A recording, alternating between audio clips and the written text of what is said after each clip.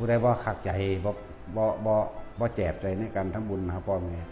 มันมีอยู่มื้อเดียวแต่ละมื้อพิเศษ15ค่ำเดือน7วัน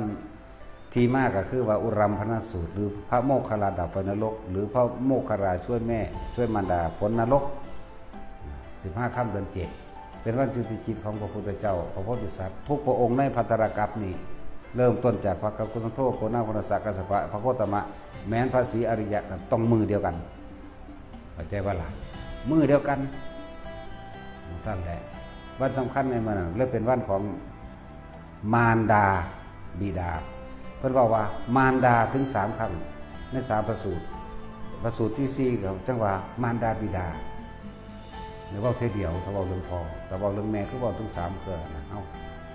เลยว่าล่อมานั่นเอาพวกเจ้าจะบ่มันมีอย่างมากมายก็ได้ดอกมันก็พ้นได้ทั้งเบิดผู้อยู่สวรรค์อยู่แล้วก็ได้เพิ่มยิ่งขึ้นไปต่อจากสั้นนี้ก็ขึ้นสั้นหนาผู้อยู่พรหมอยู่แล้วก็ต่อจากนี้ไปขึ้นสั้นหนาผู้อยู่นรก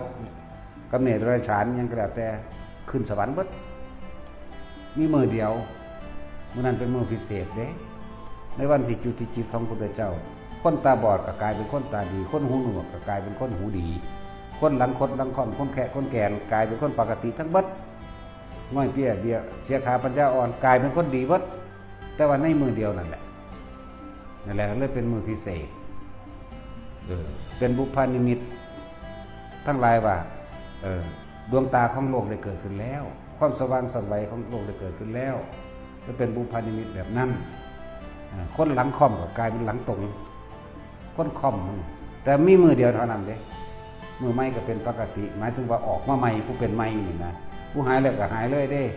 หูหนวกตาบอดมาเปียเสียขาปัญญาอ่อนดีบัดบ้าใบก็ดีบัด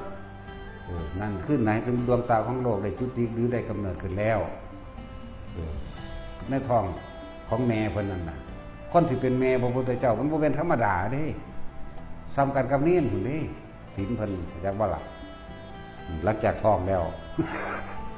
หลังจากท้องแล้วบ่ได้แตะกันอีกแล้วก็ท้องนั้นสิรับเฉพาะพระมหาบุรุษโพธิสัตว์ผู้เดียวเท่านั้นเด้รับผู้อื่นอีกบ่ได้เด้จักบ่ล่ะท้องคือไม่ใช่สิริมหามายานี่นะนี่สิริมหามายาแม่พุทธเจ้าเฮานี่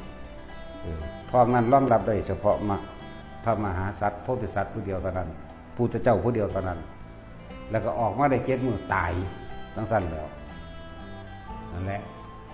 ขนาด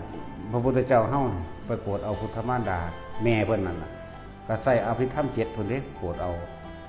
อภิธรรม7มนุษย์ฟังบ่รู้เรื่องปานใดเด้จากวันนี้บ่ได้เทศในโลกมนุษย์เด้อเพิ่นเทศอยู่ดาวดึงส์พุ่นเทศอยู่3 นาทีกับ36 วินาทีแต่ว่าเป็น3 เดือนมนุษย์แล้วนั่นแหละเทศอยู่ประมาณนั้นแหละจบบทนี้พระธรรมสังคีนีบรรลุธรรมเท่านี้บรรลุเท่านี้อันนี้เท่านี้ไล่ไปจนมหาบทที่7มหาสติปัฏฐานะแล้วก็บรรลุธรรมหาประมาณบ่ได้ว่าไปคุณดีคุณค่านั่นแหละผู้ใดบ่มั่นใจบ่นั่นเคยทำบุญทำทานหาพ่อหาแม่มาแล้วแต่ว่าบ่มั่นใจในการกระทำของตนเองในวัน15 ค่ำเดือน7ก็มาทำอยู่นี่นี่แหละเลาะข้าวโพดเจ้าของได้บาดนี้บอกพร้อมเด้คนจะบ่สงสัยเนาะบ่มีผู้ใดว่าเฮ็ดได้มีแต่เฮานี่เด้แต่เฮานี่แหละในตอนนี้ในโลกเดียวนี้